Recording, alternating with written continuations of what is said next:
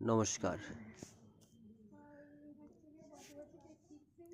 আপনারা প্রথমে আপনাদের আজকের টপিক হলো আপনারা কিভাবে বন্ধু মিলন কল্যাণ কমিটির ওয়েবসাইট লগ ইন করবেন এবং আপনারা কিভাবে আপনাদের মেন সুপারভাইজার অ্যাড করবেন তার আজ ফর্মুলা আপনাদের দেখানো হবে। প্রথমে গুগল ক্রোমে যাবেন, www.bondhumilon.com এই ওয়েবসাইটটি লিখবেন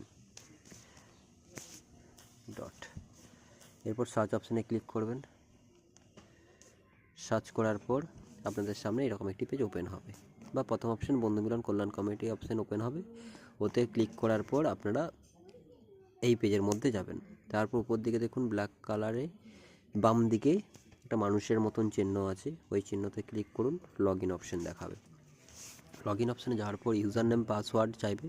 ইউজার নেম পাসওয়ার্ড দেওয়ার পর সাইন ইন করবেন। ইউজার নেম আপনাদের মোবাইল নাম্বার থাকবে, আর পাসওয়ার্ড তো আপনারা জানেন কোনটা হবে।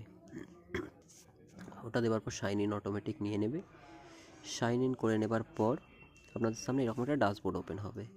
এখানে কতজন সুপারভাইজার, কতজন সাব কমিটি, কতগুলো mini supervisor, total group member কতজন আপনার আন্ডারে কাজ করছে সেইগুলো এখানে শো হবে। দেন উপরের দিকে কর্নারে, আবার বাম সাইডে কর্নারে যে তিনটে মাইনাস চিহ্ন আছে এতে ক্লিক করুন। ক্লিক করার পর দেখুন আপনার এখানে একটা ড্যাশবোর্ড ওপেন হচ্ছে। এখানে দেখুন আপনার নিজস্ব আইডি শো করছে। ড্যাশবোর্ড আছে, সুপারভাইজার লিস্ট আছে, মিনি সুপারভাইজার লিস্ট আছে, গ্রুপ মেম্বার লিস্ট আছে। সুপারভাইজার কথার অর্থ হলো যারা যারা যারা সুপারভাইজার লিস্ট অ্যাড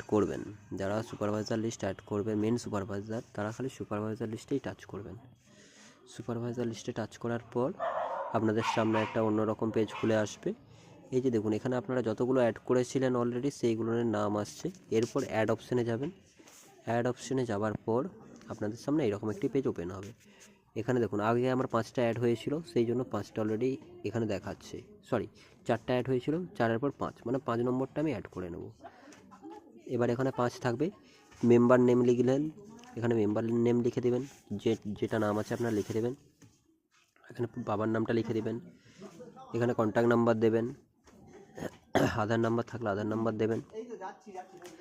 এরপর নিচের দিকে চলে যান। স্টেট আছে, ডিস্ট্রিক্ট আছে, ব্লক আছে, পুলিশ স্টেশন, পোস্ট অফিস আছে, ভিলেজ আছে, পিনকোড আছে, ফুল অ্যাড্রেস আছে। এবার এইগুলো সব ফিল আপ করতে হবে। এই যে লাল কালারের স্টার মার্কগুলো দেওয়া আছে, এটা অতি অবশ্য জরুরি। এবং এখানে যে পিকচার বলে অপশান আছে, এখানে ওই ব্যক্তির যারা ডকুমেন্ট এন্ট্রি করছেন ওনার পিকচার আর সিগনেচার আপলোড করে দেওয়াটা হচ্ছে সবথেকে বেস্ট। তাহলে কি বলুন তো, তাহলে আপনাদের আই কার্ডগুলো জেনারেট হয়ে যাবে। এরপর আমি সব কিছু ফিল আপ করার পর সাবমিটে ক্লিক করে দেবো। সাবমিটে যখন আমি ক্লিক করে দেবো তখন আমার অটোমেটিক কী হবে, এই যে আমার ড্যাশবোর্ডে পুনরায় চলে যাচ্ছি। এই ড্যাশবোর্ডে পুনরায় চলে গেলে এখানে যেমন ধরুন 4 জন অ্যাড আছে। আমি আগেই বলেছিলাম যে 4 জন আমার অ্যাড ছিল, তারপরে 5 নম্বর আমি অ্যাড করে হলো, প্রথমে আমার টিম মেম্বার 5 দেখাচ্ছে। তো এখানে এই সংখ্যাটা 5 হয়ে যাবে। আবার যখন এখানে অ্যাড অপশানে যাবেন, এইভাবে যখন আবার এখানে অ্যাড অপশান যাবেন সুপারভাইজার লিস্টে টাচ করে, তখন এই অ্যাড অপশানে ক্লিক করার পর এখানে যে 5 আছে এটা 6 হয়ে যাবে একটা অ্যাড করার পর। এইভাবে আপনারা আপনাদের প্রত্যেকটা সুপারভাইজারের লিস্ট অ্যাড করুন এবং ওনাদেরকে আই কার্ড প্রদান করুন। ধন্যবাদ।